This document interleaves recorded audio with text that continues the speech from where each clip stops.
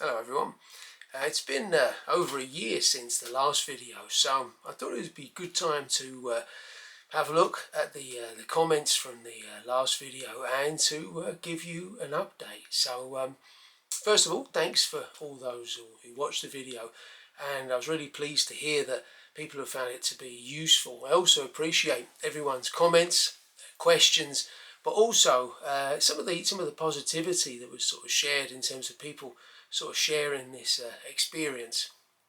An update since my last video. So unfortunately I had a bit of a blip last year. I had what felt to me to be felt like acid indigestion, and it kind of came on and came off over a period of time, and I thought, it's just one of those things, and it's just a bit of an indigestion, but it's something that then got progressively worse and then spiked. The pain was terrible. Little did I realise that I had gallstones. I had no idea that I had gallstones, and one of those gallstones, after a particularly large meal, decided to eject itself from the gallbladder and get lodged into the tube going into the pancreas. This then leads to acute pancreatitis and all kind of other unpleasantness. So as a result of that, I had the gallbladder removed completely. So I couldn't have keyhole surgery because of the previous bowel surgery I'd had. There was too much scar tissue. So as a result of that, I had to have open surgery. Since then, I've been fine. Once I recovered from the actual surgery itself, things were okay, and I've been okay ever since. Certainly one thing to watch out for if you do get sort of acid indigestion type pain, then certainly it's something to get looked into just in case. My understanding is if you have had ulcerative colitis, it puts you in a position whereby you're more likely to get gallstones. So something certainly to watch out for. So I thought it'd be helpful just to go through some of the questions that were raised in the comments on the previous video, and essentially just to address those. So I'm going to be looking down. As I'm looking down, I'm essentially reading the questions that people, or the statements that people have made. So again, lots of thanks, and again I appreciate the positive feedback that a number of people have received. One of the things that a number of people have shared, one of the things that was mentioned was the frequency, and this seems to be different for each person. It depends on a variety of factors. The amount of the large intestine that was removed, but also any medication that you take. So as I mentioned before, I take loperamide, I take 2 milligrams, and I take that too. And since the gallbladder surgery, I now take that 3 times a day. It's going back to how I used to be. So I found that my level of frequency increased a bit to a point where it was inconvenient. And also the increased in problems with like burn and all that kind of thing. So for that reason, I now have taken it up to 3 tablets. So I take 1 2 milligram first thing. I take another around about 3 or 4 o'clock in the afternoon, and then I take 1 more before bed. And that seems to have got things back into kilter.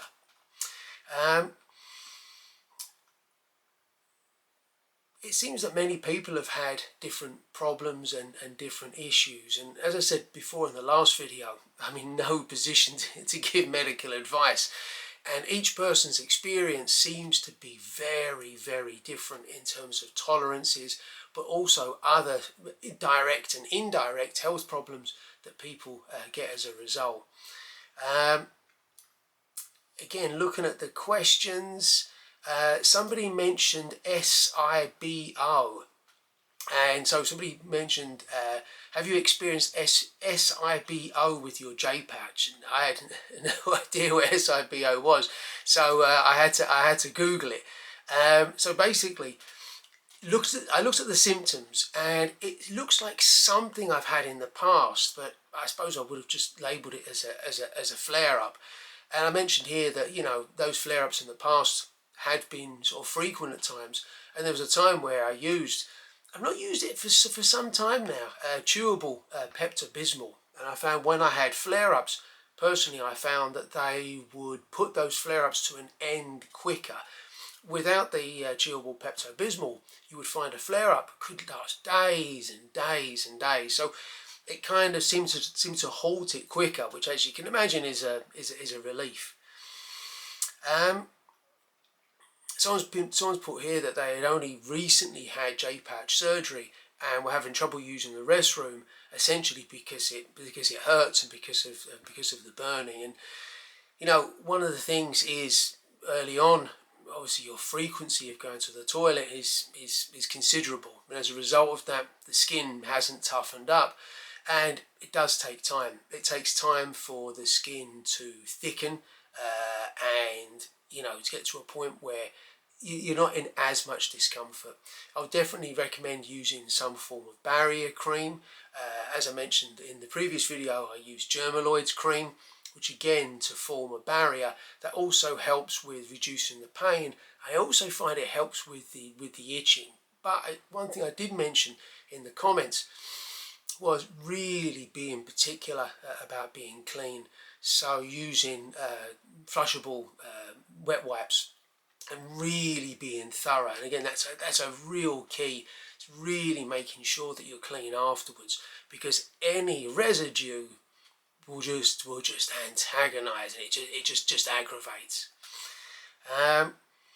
Someone's put how's the skin in that area, and the person said it's literally, you know, it's causing them a lot of discomfort.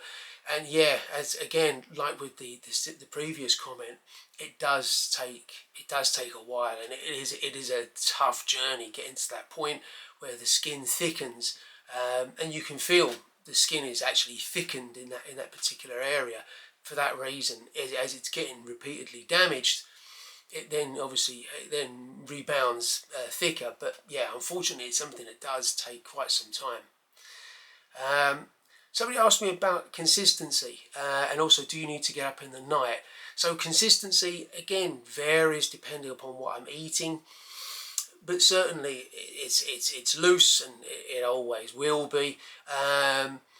In terms of the night trips, generally, yes, I would say once in the night. Sometimes not at all, but usually once, I would say, is not unusual. It really depends. If I've been eating something which gives me a fair bit of gas, then obviously that then increases the frequency and makes it more likely you're going to get up in the night. Somebody's put, does adult diapers are adult diapers needed after surgery or for lifetime? No, I don't wear adult diapers. I did after the surgery last year to remove the gallbladder, because I couldn't take my usual tablets. So when I had the gallbladder surgery, I went for a day or so where I didn't go to the toilet at all, and then the frequency was just too loose, and I had to, but I didn't have sufficient control. But then once I got back onto the loperamide and the control came back, I didn't need them anymore. So no, it's not something that I would wear on a day-to-day basis. But someone's put here, overall, are you pleased you had J-pouch over bags? It's a difficult trade-off, and I think it's one of those things where it's very personal to each individual. What's right for me may not be right for you, and vice versa. For me, the bags are psychological, the biggest barrier, and with the surgery, it's physical. You know, with the bags, the actual pain is non-existent, but you have the psychological aspect. But then with the obviously having the surgery, then obviously once you've had J-pouch surgery, then it's much more physical challenges. Some psychological as well, but certainly more physical challenges in terms of the pain, the discomfort, the level of frequency of going to the toilet, things of that nature. Someone put here, did I have to get hernia surgery? No, fortunately, but I didn't experience a hernia at any point. I've never had hernia surgery. So somebody here has put, they watched the video, and I mentioned a cream called Germaloids, and they mentioned they use Conatrain. It's not for piles, it's for irritation. So again, this person had a lot of success with Conatrain. I think I've heard of Conatrain. I don't think I can recall ever using it. But again, yeah, it's something, it's one that someone's mentioned there. How many times do I go to the bathroom? I think it depends. In the comments here I put 4 to 6. I would say my frequency is up now. I would say 7, maybe something around about that. Maybe 7, 8. It's one of those things where you don't necessarily keep count. If I need to have a wee, then I'll usually sit down. So if I need to go, then I go at the same time. So I don't tend to necessarily, take note of it. But if I were to, I'd say probably 7, maybe 8. So let's put here. Are you able to eat junk food after J-pouch surgery? It was interesting because after I had the surgery, I distinctly remember the surgeon saying, "Oh, you can eat whatever you want now. You can eat, you won't put on weight. You can, because you won't be absorbing everything you eat. So essentially, game on, eat what you like, and put the weight that you'd lost back on." It's not been quite that easy. Can you eat junk food? Yes, you can, in moderation. You've got to be mindful that anything which has got high levels of fat, it's going to potentially cause you trouble. Things which are quite tough and quite difficult to process. For example, I completely avoid coleslaw. I enjoy coleslaw, but I have to avoid it because, again, it's made of raw vegetables. It's just too tough. I just have to accept it's going to cause me trouble. But certainly, if you did have fast food, yeah, you could have it in a moderate quantity. But again, you'd have to sort of pad it out, maybe with some bread or something like that, to just balance out those oil levels. And I find in those situations, some pasta or some bread or some white rice, something like that, that sort of starchy, bulky, can sort of pad it out a bit and balance out those oils. But certainly fatty foods, yeah, on the whole, I would try to moderate. So I suppose that's about it, really. As I say, I thought it'd be helpful to give an update. I couldn't believe that over a year had passed since the previous video. As before, if you've got any questions, anything you'd like to ask, please feel free. I'll always do my best to answer them. Also, bear in mind, I'm not medically trained. I'm only speaking from my own experience, so please don't take any of this as medical advice. But in the meantime, thanks for watching. Take care. See you next time.